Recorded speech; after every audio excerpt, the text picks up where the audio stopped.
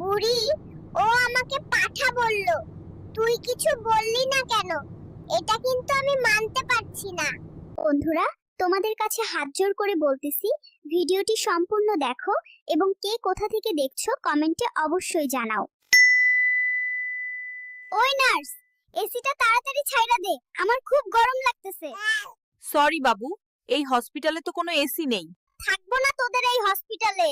টাকা নেওয়ার সময় তো কারি কারি টাকা নিস, আর এসি দেওয়ার বেলায় কোনো খবর নাই। বেবি, আমাকে একটি আইফোন কিনে দাও, আমি টিকটক করব। খবরদার, আর একবারও টিকটকের কথা বলবা না। যাও রান্না করো। বাবু, তুমি কোথায় যাও? আমার স্বামী আমাকে টিকটক করতে দেবে না, তাই আমি আর এই সংসার করব না, শ্বশুর বাড়ি চলে যাচ্ছি। এই নাতি, তোর মন থেকে তানিয়ার নাম মুছে দেব। পারবি না রে বুইড়া, আমার সবকিছু তো তানিয়ার কাছে। তাহলে তানিয়ার মন থেকে তোর নাম মুছে দেব। পারবি না রে বুইড়া, কারণ তানিয়ার সবকিছু তো আমার কাছে থাকে।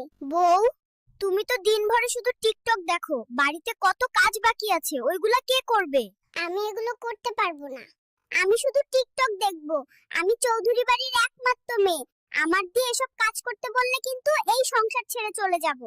নাতি, দেখ তো এই মেয়েটার তোর কেমন লাগে। আমারে খালি মেসেঞ্জারে বিরক্ত করে। আরে দাদা, এত খুশি হয়ো না, এটা আমার ফেক আইডি। দেখলাম তোমার চরিত্র কেমন। সর্বনাশ, তুই এই কথা আগে বলবি না। আমি তো মনে করছি মনে হয় কোনো মেয়ে। বুড়ি, দেখ আমার পাদে কি শব্দ। তোর থেকে আমার পাদে বেশি শব্দ হয়, দেখ। শালার বুড়া বুড়ি, তোদের কি মান সম্মান নাই? দিন ভারে শুধু পাদাপাদি করিস, পাততে পাততে হসপিটালটা তোরা দুর্গন্ধ করে ফেলছিস। থাকবো না এই হসপিটালে। নাতি, তুই ফ্যানের সাথে ঝুলতেছিস কেন? পড়ে যাবি, তাড়াতাড়ি নাম। না বুড়ো, আমি এখান থেকে নামবো না। কেন, কি হয়েছে আমাকে বল। আমি খাটো, এজন্য সুমাইয়া আমাকে রিজেক্ট করে দিয়েছে। এই জন্য ফ্যানের সাথে ঝুলতেছিলাম।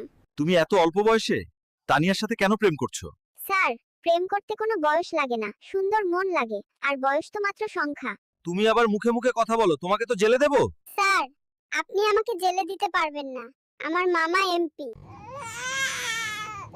দাদি, আপনার নাতিকে থামান না কেন? সেই সময় থেকে পাঠার মতো প্যা প্যা করে কাঁদতেছে। বুড়ি, ও আমাকে পাঠা বলল। তুই কিছু বললি না কেন? এটা কিন্তু আমি মানতে পারছি না। আমার নাতি পাঠার মতো প্যা প্যা করে কাঁদবে না হাসবে, তাতে তোদের কি? গেলাম না তোদের প্লেনে। এমন ভাবে প্রতিদিন কাজ করাইলে আমি আর ঘরে জামাই থাকবো না। শালার ফাটা না থাকলে যাবি কোথায়? তুই আমার জীবন শেষ করে এখন পাশের বাড়ির ভাবির কাছে যাবে। পাশের বাড়ির ভাবি অফার করেছে, তার সাথে থাকলে কাজ করা লাগবে না। দাদা, কালকে স্কুলের মিটিং আছে, তোমাকে যাইতে হবে। না, আমি যাইতে পারবো না, আমার বাসায় অনেক কাজ আছে। আরে ফারিয়া ম্যাডাম তোমাকে যাইতে বলছে। তাহলে তুই এই কথা আগে বলবি না? চল তাহলে আজকেই যাব, বেঁচে থাকলে পরে কাজ করা যাবে। তোর বোন হয়, ওকে দেখে রাখিস। আমি বাইরে থেকে ঘুরে আসি, কোনো প্রকারের বিরক্ত করবি না। আপু, আপনি কি সিঙ্গেল নাকি মিঙ্গেল? উফ, আজব তো, আমাকে বিরক্ত করছেন কেন? আপনার দাদিকে সব বলে দেব কিন্তু। দাদি, আপনার নাতি আমাকে প্রেমের প্রস্তাব দিচ্ছে। সর্বনাশ, মায়ে তো সব বলে দিল, এখন আমি তো শেষ। এই মেশিন, তাড়াতাড়ি টাকা বের কর, টুনটুনিরে নিয়ে দুবাই যাব। এই, টাকা না দিয়ে ফিডার দিলি কেন রে? এই বাল দিয়ে কি করব? তোমার সাথে আমি সম্পর্ক রাখতে পারবো না, আমার টাকা লাগবে, ফিডার লাগবে না। শালা লোভী মেয়ে, এই ছিল তোর মনে? নাতি, ও নাতি। ওই বুড়ি কি হইছে, এরকম দরজা ধাক্কাচ্ছিস কেন? নাতি মোবাইল নিয়ে বাথরুমে গেছে আর দরজা খুলতেছে না। বাবু, কি আর বলবো, বুড়োরা আঠার মতো সারাদিন লেগে থাকে, বাথরুমেও শান্তিতে কথা বলা যায় না। এই কষ্ট কি সহ্য করা যায়?